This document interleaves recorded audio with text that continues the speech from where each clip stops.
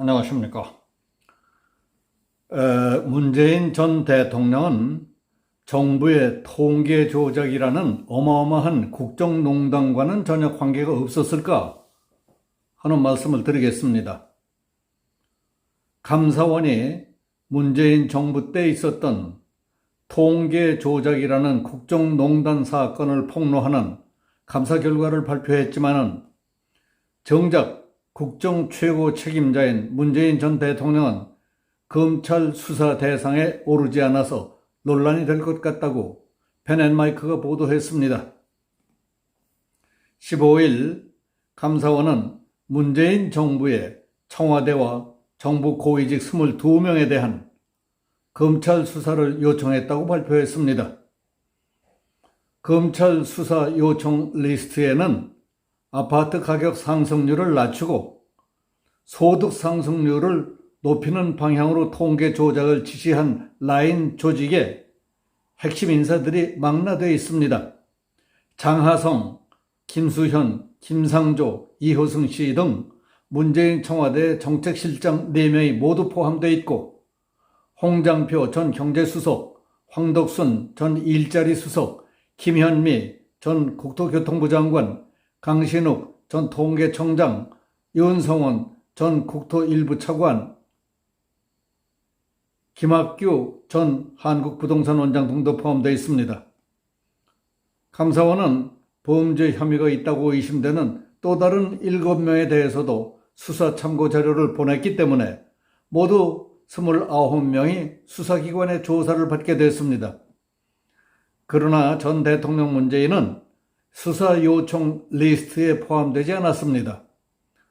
청와대가 국토부를 압박해서 한국부동산원이 아파트 가격 상승 통계를 조작하고 청와대가 통계청으로 하여금 소득 양극화 지수를 완화시키고 소득 상승률을 높이는 고용 및 소득 관련 지표를 발표하도록 했다는 게 감사원의 발표 내용입니다. 이는 청와대 정책실장이나 수석비서관, 국토부 장관, 통계청 및 한국부동산원으로 연결된 통계 조작 라인이 작성했음을 알 수 있게 하는 일들 아닙니까? 이들 22명의 문정부 고위직은 대한민국 헌정사상 누구도 해본 적이 없었던 역사상 처음 있는 일탈 행위이고 정부 존립 근거에 심각한 의문점을 던지도록 만든 인물들로 기록될 것으로 보입니다. 국민 삶의 질을 좌우하는 양대 요소인 주택 가격을 안정시키고 소득 양극화를 좁혀나가는 것은 정부가 존재하는 이유라고 해도 과언이 아닙니다. 역대 정부는 모두 이 절대 명제를 실천하기 위해 노력을 기울여 왔습니다. 그러나 국가 통계 조작이라는 국정농단과 대국민 사기 수법을 동원해 해온 정권은 유일하게 문재인 정부뿐이었습니다. 이 얼마나 기막힌 일입니까?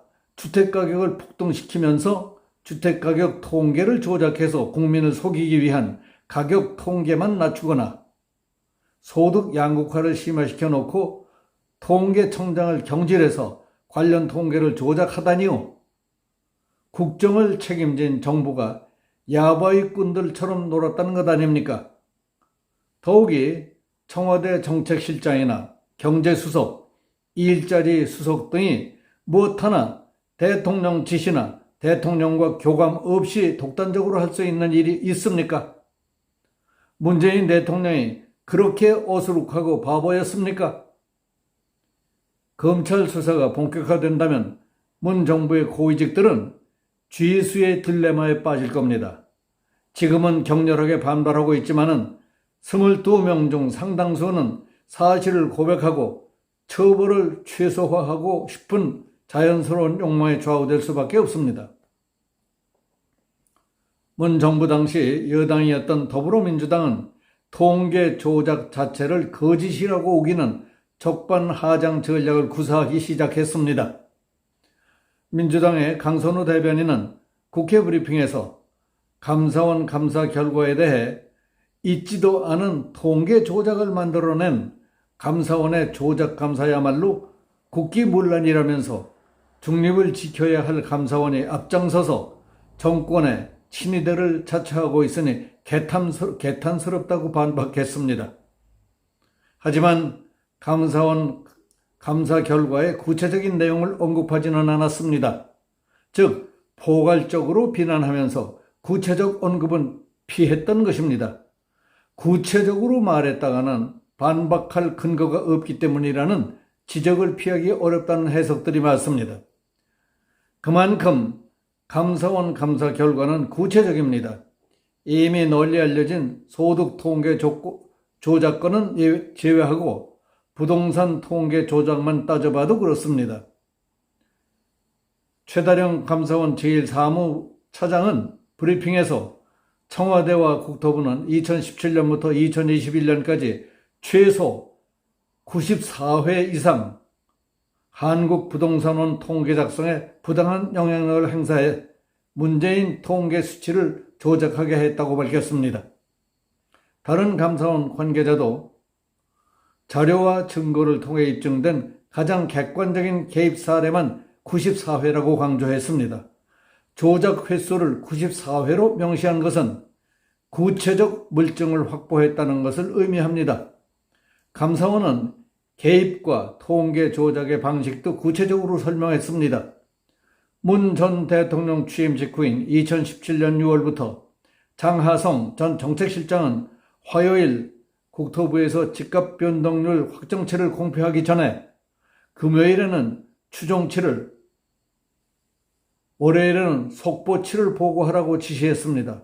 속보치와 확정치가 높게 보고되면 이유를 보고하라고 압력을 가했다는 게 감사원의 판단입니다. 2018년 8월 여의도 용산 통합개발계획 발표 이후 서울 매매가 변동률 주종치가 0.67로 보고되자 청와대가 낮출 것을 지시했습니다. 한국부동산원이 이에 확정치를 0.22%포인트 내린 0.45%로 조작해 공표했습니다. 이런 조작 행위는 김수현, 김상조, 이호승 정책실장 재임시까지 지속되면서 총 94회에 달했다는 것입니다. 감사원에 따르면 청와대와 국토부가 매매가 변동률 확정치를 하락시키기 위해 한국부동산원 원장 사퇴까지 종용했습니다. 한국부동산원은 2019년 2월부터 2020년 6월까지 70주 동안은 아예 조사 없이 임의 예측치를 주종치로 만들어 보고한 것으로 드러났습니다. 이는 한국부동산원의 기능을 파괴해버렸다고 해도 과언이 아니라고 할 수 있는 것입니다. 청와대 은폐 의혹도 제기됐습니다. 2019년 11월에는 경찰청에 한국부동산원에 대한 청와대와 국토부에 외압이 있다는 정보 보고가 들어왔는데 청와대 공직기강 비서관실이 이를 알고도 은폐했다는 게 감사원의 지적사항이었습니다. 이처럼 치밀하고 구체적인 감사 결과와 관련해 민주당은 맹비난을 하면서도 감사 결과 드러난 통계 조작의 구체적 사례와 방식에 대해서는 한마디도 않고 있는 이중성을 보였습니다. 사실관계를 다투면 불리하다고 판단하고 정치적 선동에 몰두하려는 것으로 분석됩니다. 민주당이 통계 조작 사건을 원천적으로 부정하려는 데 비해 여당인 국민의힘은 문 전 대통령의 통계 조작 개입 의혹을 제기함으로써 확전을 선택하고 있습니다.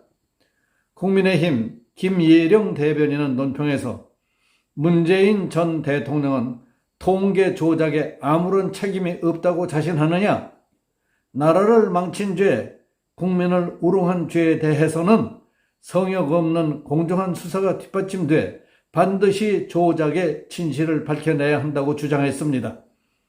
김 대변인은 당시 청와대 대책회의에서는 집값이 오르면 분위기가 냉랭해서 압박하다가도 집값이 떨어지면 기뻐했다면서 국토부는 부동산원에 제대로 협조하지 않으면 조직과 예산을 날려버리겠다는 협박을 하며 산하기관을 강압적으로 대했다고 전했습니다. 청와대 정책실장과 경제수석까지 나서서 통계 조작을 정부 부처에 지시했다는 감사원 결과에도 불구하고 문 전 대통령의 책임이 없다고 주장한다면 국민적 비판 여론이 거세질 것이라고 말했습니다. 검찰 수사를 통해 22인의 고위직들이 국가통계 조작에 조직적으로 가담한 범죄 사실이 규명된다면 검찰의 칼끝은 자연히 문 전 대통령을 겨냥할 수밖에 없습니다. 청와대 정책실장이 국가통계를 조작했지만 문 전 대통령과는 관계없는 사안이라고 결론 짓는다면 격렬한 국민적 비판과 저항에 직면하게 될 것이라는 우려가 지배적입니다. 지난 5년 동안 있었던 문재인 정부의 제멋대로 아무렇게나 되는 대로의 국정 운영과 그것이 오늘날 우리 국가와 국민에게 미치고 있는 해악과 국민적 부담이 얼마나 심각하게 영향을 끼치고 있는지 그 원한을 품고 있는 국민들이 계속 늘고 있다는 사실을 문 전 대통령은 가볍게 여겨서는 안 될 겁니다. 말 한마디, 행동 하나에 신경 쓰시고 당신 말씀대로 잊혀진 삶을 사는 것만이 최선의 길이라는 사실을 일깨워주고 싶습니다. 여기서 마치겠습니다. 감사합니다.